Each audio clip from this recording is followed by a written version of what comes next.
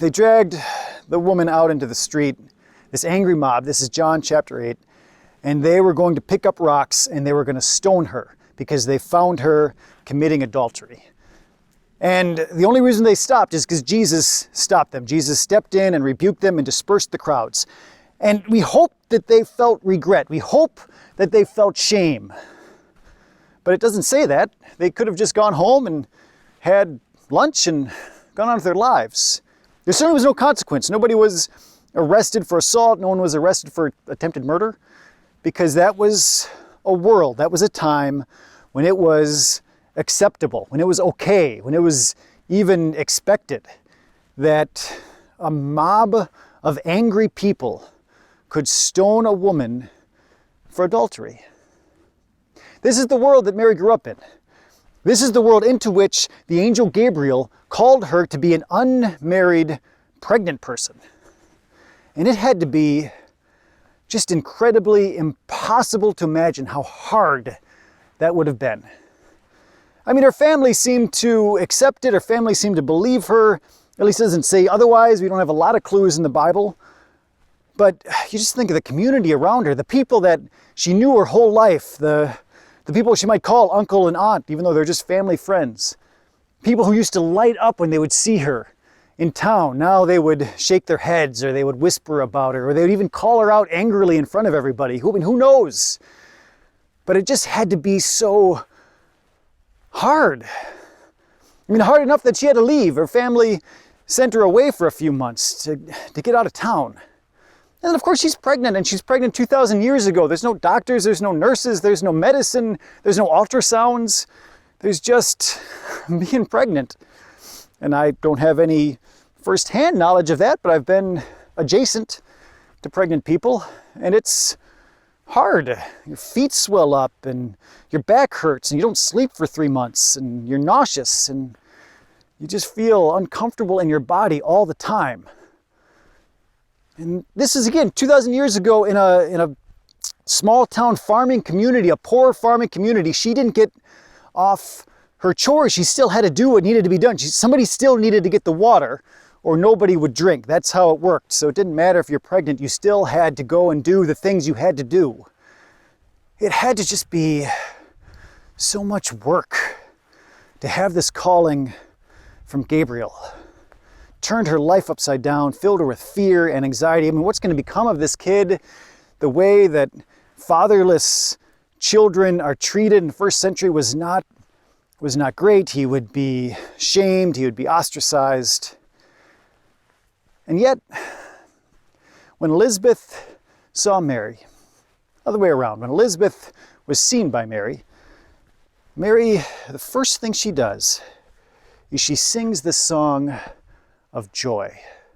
She sings a song of celebration. It is a song of such just happiness. We call it the Magnificat because it starts out, "My soul magnifies the Lord." Mary, the first thing she does with her relative is to praise God for all the good things that God has done. Now, if you read this text of her song, it's an ancient song. She's kind of quoting Hannah. She's kind of quoting Miriam even. This is a hymn that's been sung in some version for thousands of years. But she made it her own. And if you read it, what she's saying is she's excited about what God is doing in Jesus, the way that the world is going to be healed, the way that God is kind of shaking up everything, and all the brokenness is going to be fixed, and all the injustices are going to be righted, and just the excitement of God at work in the world. But then she's so excited about her role in it, that she gets a part to play. That's what gets her so worked up. That's why she's celebrating and singing, because she's got a place in it. And it's that part that just speaks to me today. I think right now, more than any other time, it just sometimes feels so meaningless, It feels so purposeless. And when you hear that, what Mary was so excited about is her life, her work, her actions. It had meaning, it had purpose. And because of that, it didn't matter how hard it was, it filled her with joy. I've got this tab at home. It's in my office. All I got to do is take it to my car and put it on my license plate. It's already paid for. It's done. It'll take me 90 seconds. And I'm not going to tell you how long it's been sitting in my office because it would be embarrassing. And also I could probably be arrested. I don't know why it's so hard. It just feels so meaningless to take that stupid little sticker and just put it on my license plate. But it just feels pointless. It just feels like I'm just feeding the bureaucratic machine or something. I don't know. It's so hard to do because it doesn't feel like it has any meaning. Now, if I knew that if I put that sticker on the back of my car, that COVID would be eliminated from the earth, well, then I would race home. I would hop in my car and I'd drive as fast as I could to get to my house. And if my car broke down, I would run. And if I broke my foot, I would crawl, I guess. And when I got home, no matter how beaten and bruised and scratched up I'd be laughing for joy because this thing is happening and everything, all this suffering and sorrow and sickness and death is going to go away. I'd be so excited about it. I'd be joyful, and also that I would have a place to do it. That it'd be partly my role, that I had something to do with it. It would give that moment, that day, that action so much meaning. But without that meaning, it's so hard to do. So much of our time, so much of our lives, I think right now, more than any other time, I would argue in history, I could be wrong about that. I haven't lived in other times of history, but it just seems like we have a really hard time with meaning and purpose these days. 200 years ago, you might spend the whole day chopping wood and piling the wood up next to your cabin and making sure you had enough for your family to keep them warm. And every single one of those actions would feel like it had meaning and purpose to it.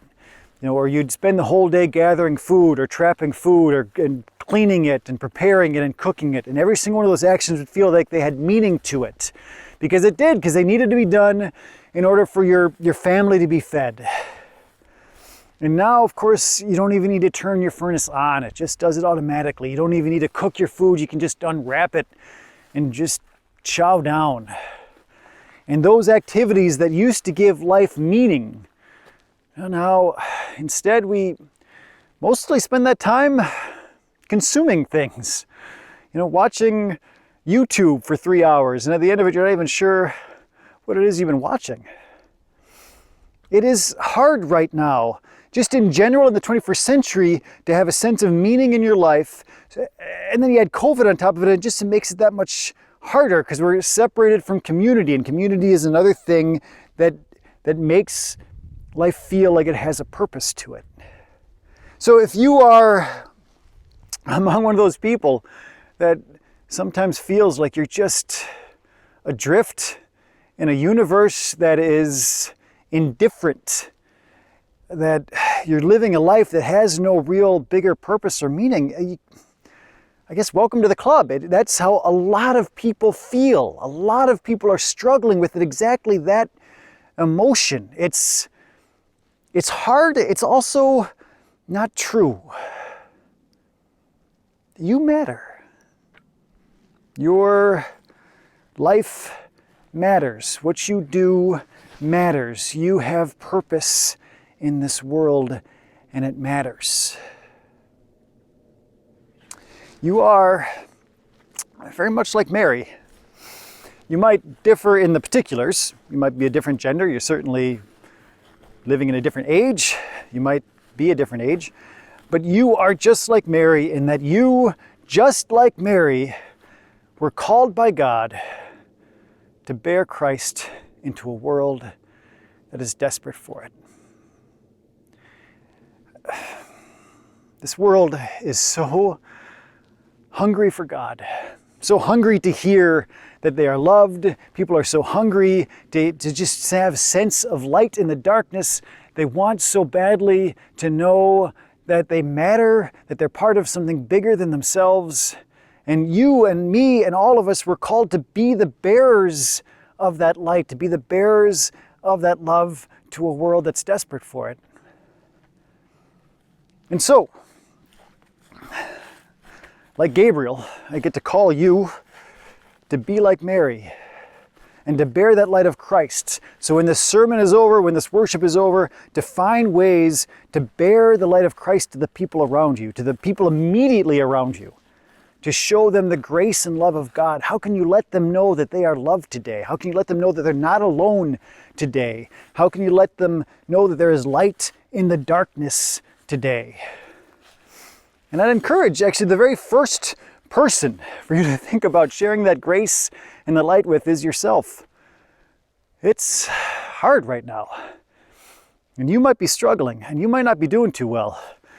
And you might be failing at showing love. And you might be ornery, and you might be snappy. I know for me, a few days ago, I just was shouting.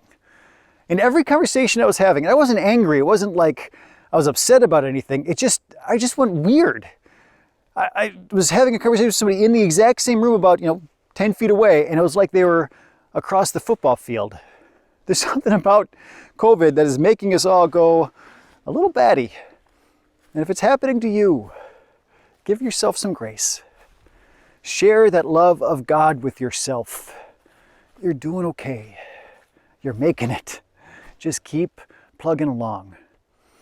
Forgive yourself. Do your best to shake it off. And then get out there. Because what you do matters. You have a calling from God. We together, we've got work to do.